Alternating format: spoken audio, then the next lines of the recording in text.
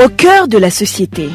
Au cœur de la société est une émission de tous les samedis, préparée en synergie par les radios Inzamba, Agateka Kawe, Radio RPA, Idjouya Wanyagihugu, ainsi que la radio-télévision Renaissance. La gestion de l'information sur l'état de santé du président Pierre Nkurunziza juste avant et après sa mort est l'un des cas illustratifs de dissimulation de l'information par le gouvernement burundais depuis le début de la crise liée à la Covid-19.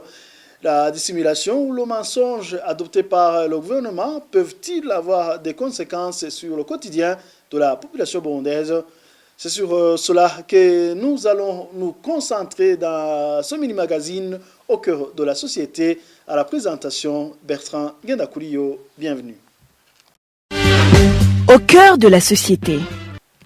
Depuis lundi soir de la semaine dernière, des rumeurs sur la mort de Pierre Nkurunziza circulaient au Burundi. Des rumeurs non confirmées, mais non démenties non plus par le gouvernement.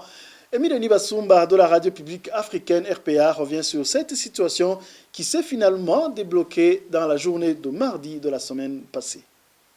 Après avoir confirmé que Pierre Nkurunziza était admis à l'hôpital du cinquantenaire de Karuzi samedi dernier, la radio publique africaine a ensuite affirmé que le président de la République du Burundi serait mort le lundi. Parallèlement à la publication sur ses réseaux sociaux, la RPA a finalement décidé d'informer l'opinion dans son flash de mardi à 14h.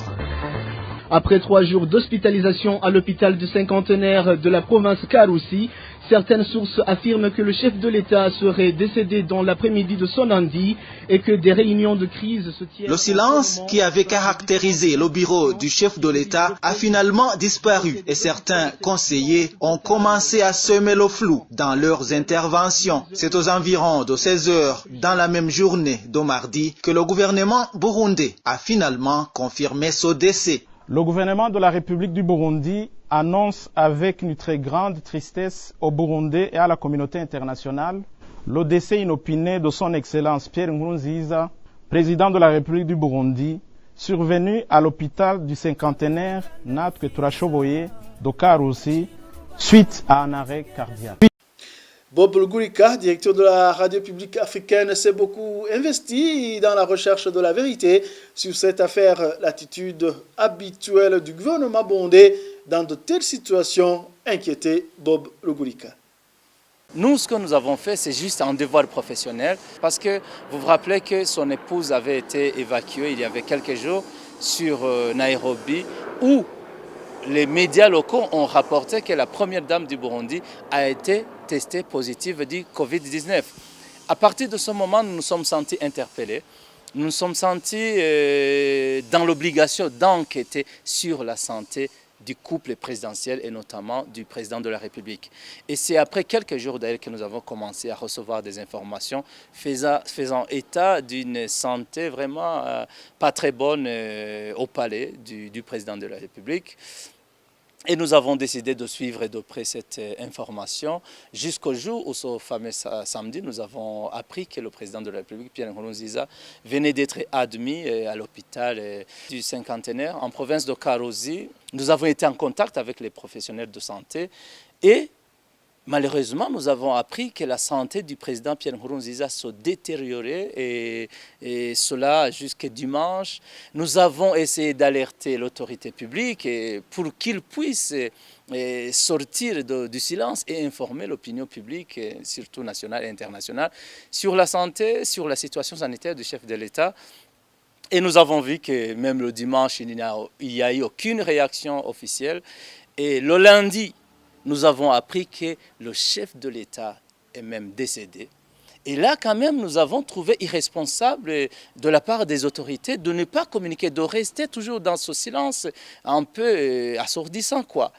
Et là, nous avons décidé de commencer à publier des informations sur les réseaux sociaux et même au sein de la radio pour quand même obliger l'autorité à sortir du silence et à informer les Burundais sur la santé de leur chef d'État, sur la vie ou la mort du président Nkurunziza. Et d'ailleurs, certaines autorités s'adonnaient à nous insulter sur les réseaux sociaux en disant qu'ils n'ont pas du temps à perdre pour nos commentaires, pour nos informations, et qu'ils étaient très occupés à préparer les sénatoriales et les collinaires. Le refus de communiquer, le refus d'accès à l'information aux citoyens, c'est le commun souvent des régimes dictatoriaux. Pour eux, c'est tout à fait normal de ne pas communiquer, de refuser de parler, de refuser de dire la vérité. Mais cela engendre des rumeurs des fois qui peuvent être à l'origine d'une certaine instabilité. Donc, des rumeurs qui peuvent entraîner la perturbation de l'ordre. Par exemple, vous savez, si le régime se réfugie dans un silence dans des moments pareils, vous avez entendu ici et là, dans certains coins du pays, il y a des militants zélés, par exemple, du pouvoir, qui peuvent vouloir attribuer la mort du président au camp adverse en disant « Oh non, ça doit être les opposants qui l'ont éliminé ». En période de rumeurs ou de fausses informations en circulation, la population peut prendre de mauvaises décisions ou tout simplement entreprendre de mauvais comportements dans une situation d'une menace existentielle. C'est la lecture de Jean-Gis Ndouimana, expert en études des médias. D'emblée, il faut noter que cette manque d'informations sur certains faits d'actualité est bel et bien orchestré par le gouvernement. C'est dans sa perspective de contrôle de l'information. Autrement dit, le gouvernement veut imposer ce qui se dit ou bien ce qu'il faut faire croire aux gens. On a observé ça lors des élections avec cette pandémie du Covid-19, mais aussi avec la mort du président. Alors, quelles sont les conséquences qui sont là? Par exemple, ça accentue la panoplie de rumeurs ou de fausses informations en circulation. Ça se voit au Burundi avec les réseaux sociaux.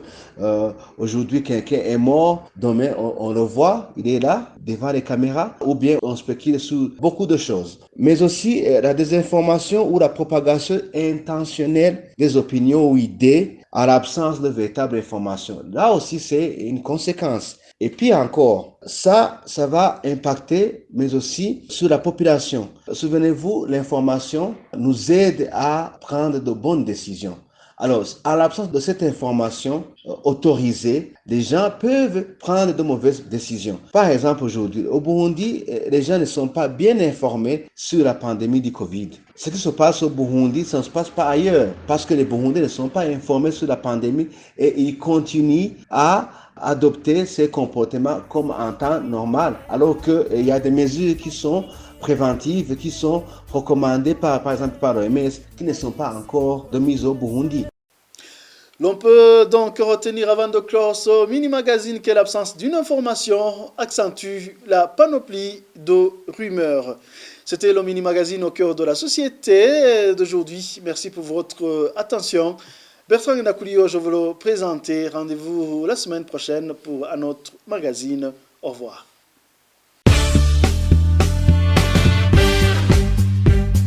C'était l'émission Au cœur de la société.